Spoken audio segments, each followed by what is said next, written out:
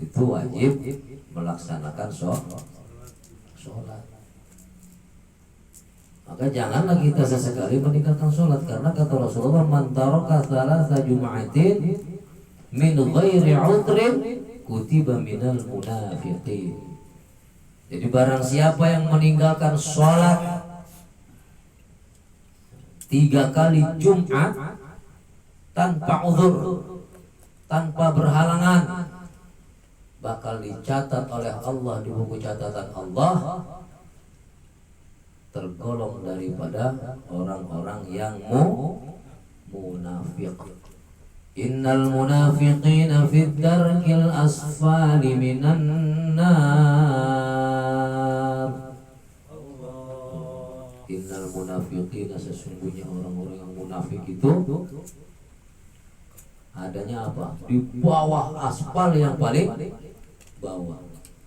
Itu daripada api neraka. Dicatat oleh Allah karena sabab kita meninggalkan sholat Jumat tanpa udzur, maka dicatat tergolong orang-orang yang munafik. Udzur syar'i itu ketika bepergian jauh, ketika marid, ketika sakit yang sangat, kalau masih sakit pusing, sakit gigi, mules, ya itu tidak termasuk udzur syar'i. Kalau yang sakitnya udah lumpuh tuh, stroke, nah, itu masuk udzur syar'i. Kemudian hujan lebat. Hujan lebat itu ciri-cirinya ketika kita melangkah kaki, baik kanan maupun kiri, ketika langkah kita, kaki ini angkat dari bumi, langsung tidak terlihat, langsung tertutup air. Nah itu yang dimaksud hujan yang sangat lebat.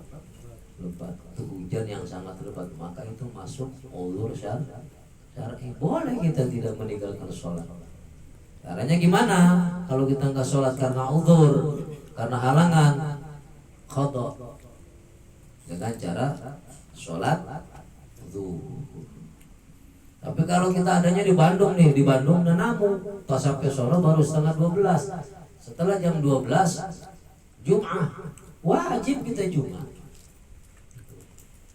Karena kita sudah ada di rumah orang, di kampung orang, itu udah bertamu di rumah orang. Ikuti ibadah daripada orang kampung itu sendiri untuk melaksanakan Jum'ah. Jadi ciri-ciri hujan besar itu kalau melangkahkan kaki kita, itu telapak kaki kita langsung airnya itu menutup telapak kaki kita, maka itu yang disebut hujan yang sangat lebat.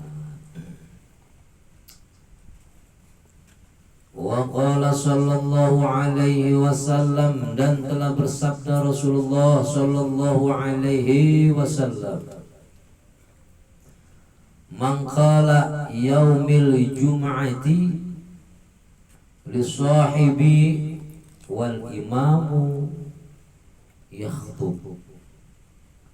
Dan telah bersabda Rasulullah sallallahu alaihi wasallam, man qala, barang siapa yang mengucapkan yaumil jum'ati, atau yang berbicara yaumil jum'ati, pada hari Jumat, li sahibihi, kepada siapa? Kepada sahabat kita, teman-teman kita yang di samping, kanan kiri kita, belakang depan kita.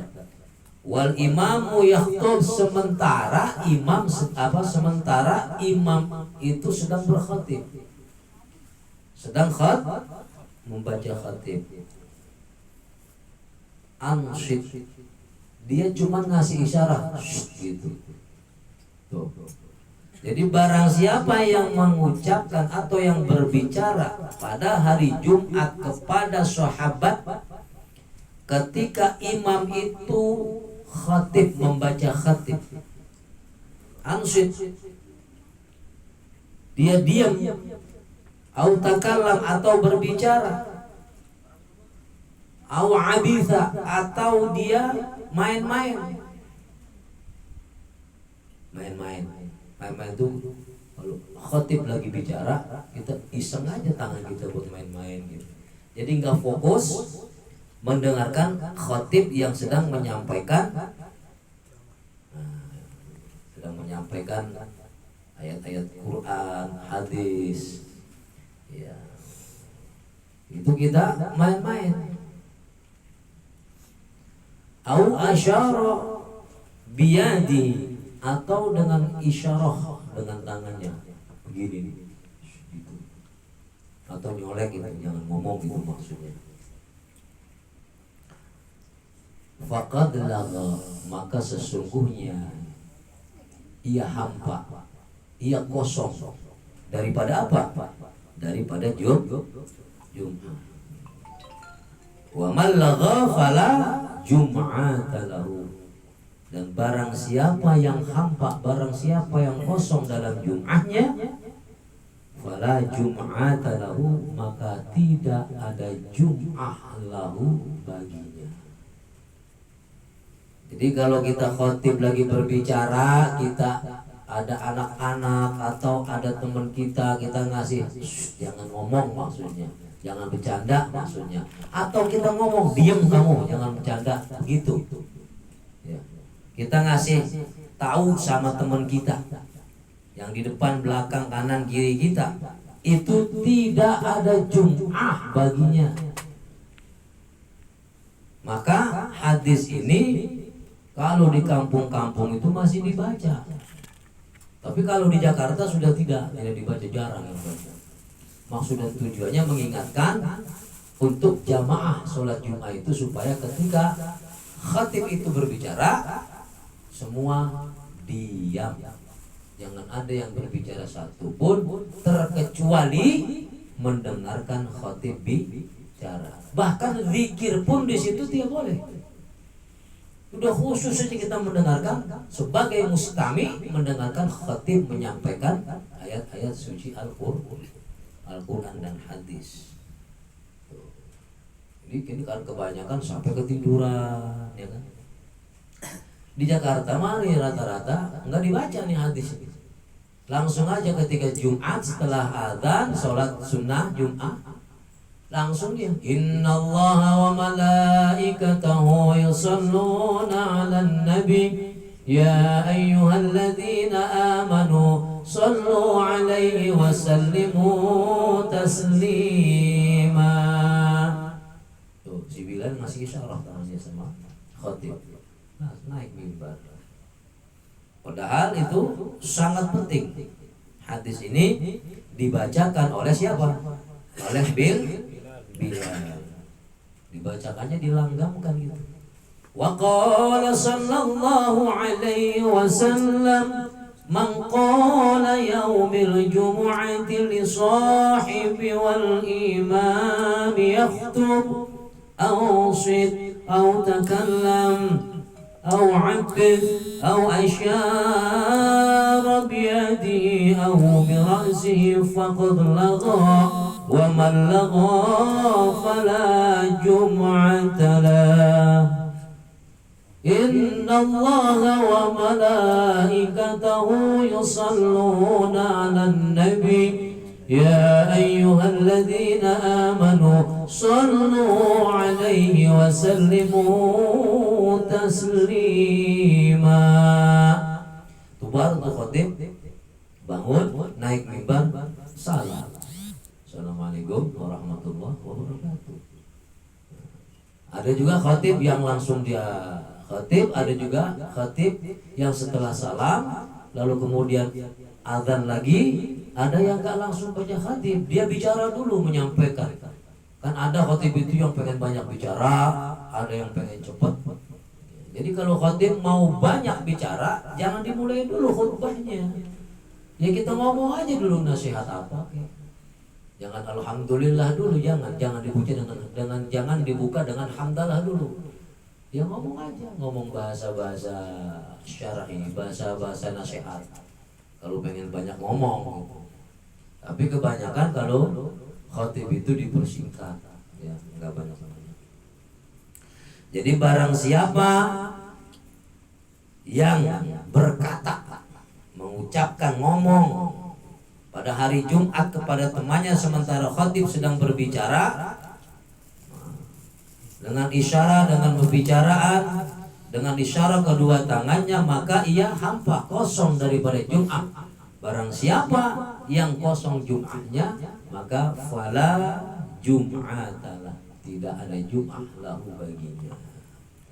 Nah, ini kadang-kadang ya itu sampai ngantuk gitu. Ada nggak dengerin, nggak fokus gitu, ngantuk, tidur. Nah, tidurnya ya begini sila. Ada yang kakinya ngelonjor, ada sila begini juga kalau duduknya sampai nunduk ke bawah gini, itu batal wudunya.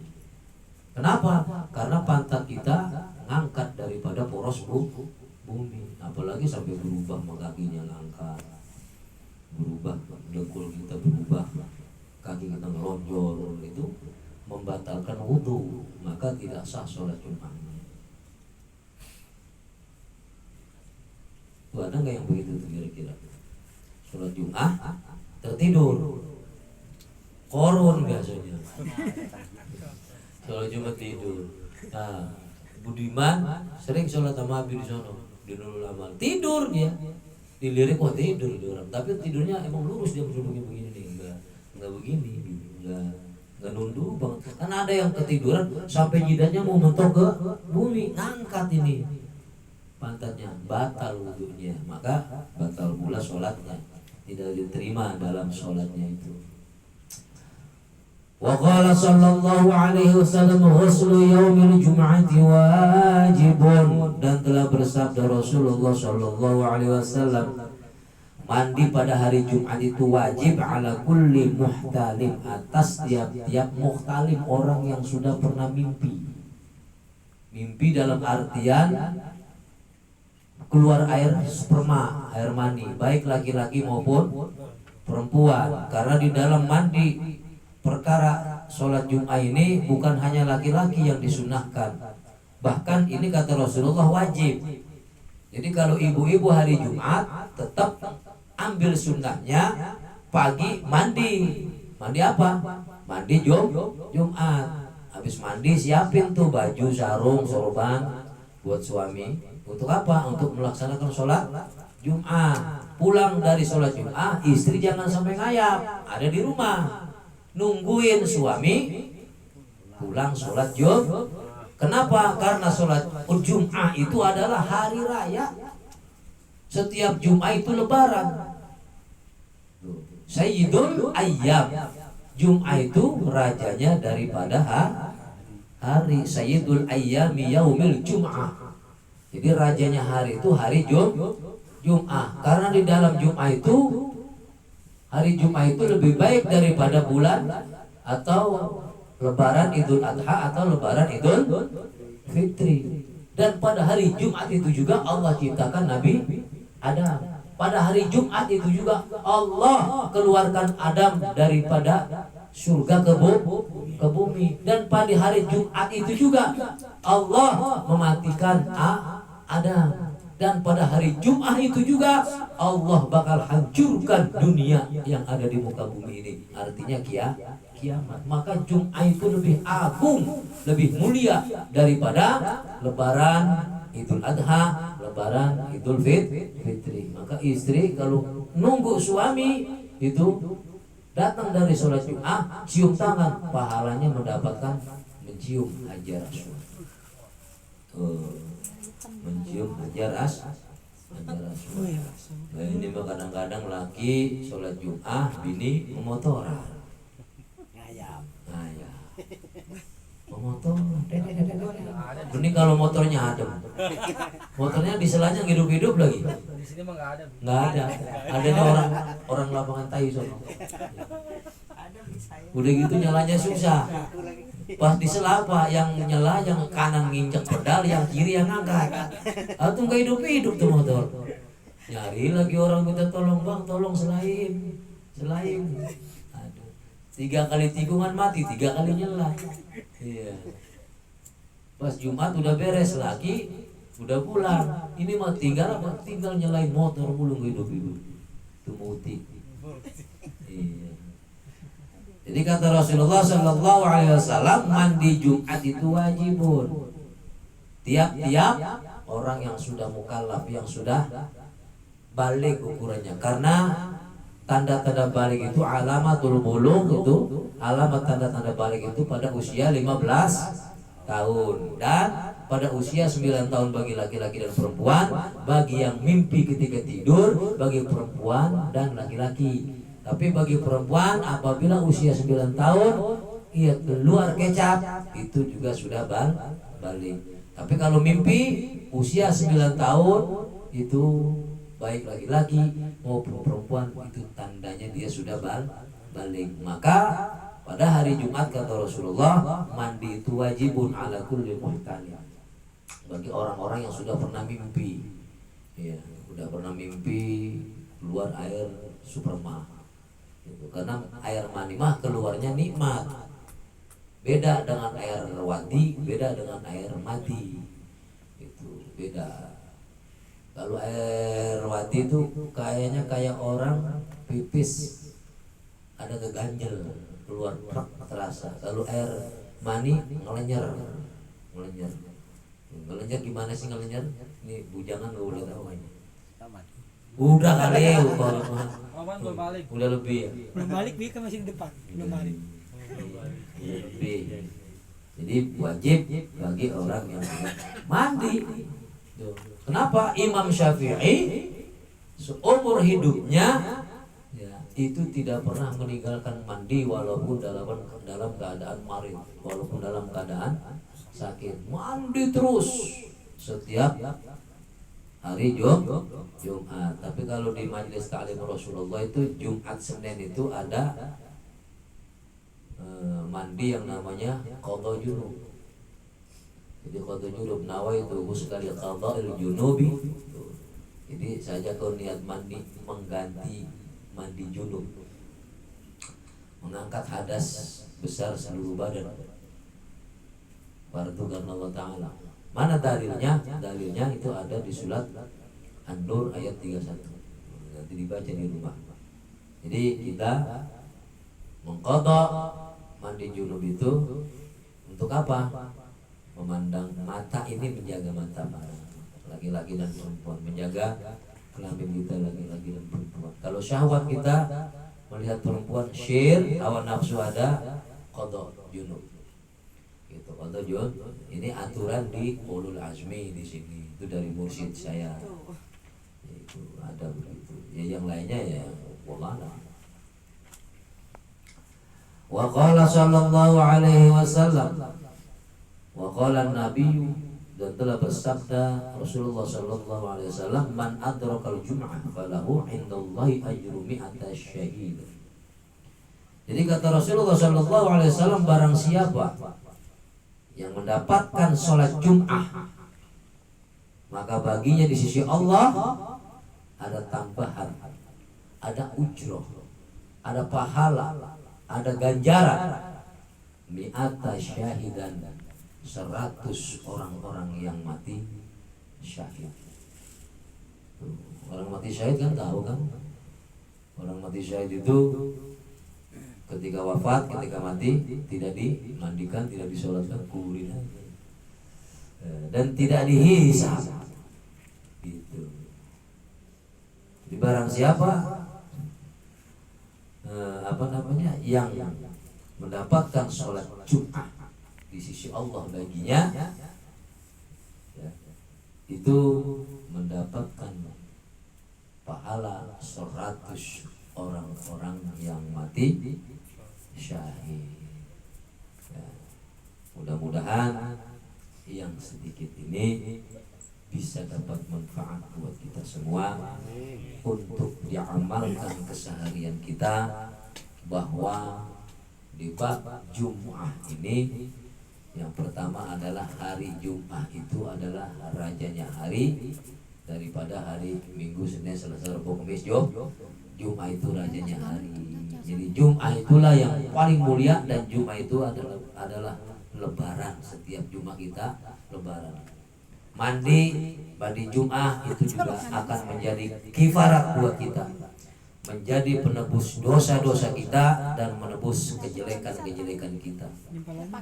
Dan barang siapa yang pada hari Jumat atau malamnya ya kita mati pada hari itu, maka kita juga bakal terhindar daripada azab api neraka, daripada kemunafikan. Mudah-mudahan kita selaku laki-laki, bagi yang sudah berkeluarga, adalah pemimpin bagi keluarganya untuk tidak menyengaja meninggalkan sholat Jum'ah. Kalau masih puyeng Jum'ah aja lah, walaupun di jalan. Ini kadang ada yang malas-malasan. Kalau kita nggak sholat Jum'ah, adanya sholatnya lebaran doang, wah rugi dah. Rugi. Maka yang pertama kita utamakanlah sholat dan sholat. Baik perjalanan kita tetap kita sholat, baik amalia kita tetap kita sholat. Jelek perjalanan kita tetap kita sholat, jelek amalia kita, perbuatan kita tetap kita sholat. Ibadahnya kita sholat, maksiatnya kita tetap kita sholat. Karena manusia sifatnya salah dan lupa. Yang penting sholat. Insya Allah dengan sholat akan menutupi, menjadi kifarat atas dosa-dosa yang kita lakukan, baik dosa yang disengaja maupun yang tidak disengaja. Terutama fadilah daripada Jum'ah, itu terutama kita janganlah sampai meninggalkan sholat Jum'ah, karena sholat Jum'ah adalah penghulu daripada hari Jum'ah dan banyak keutamaan dan fadilahnya. Demikian nanti untuk minggu depan insyaallah Al-Babul Hadi Asyara fi Fadilatil Masajid, bab yang ke-11, itu akan menerangkan tentang keutamaan masjid. Wallahu a'lam bishawab. Assalamualaikum warahmatullahi wabarakatuh.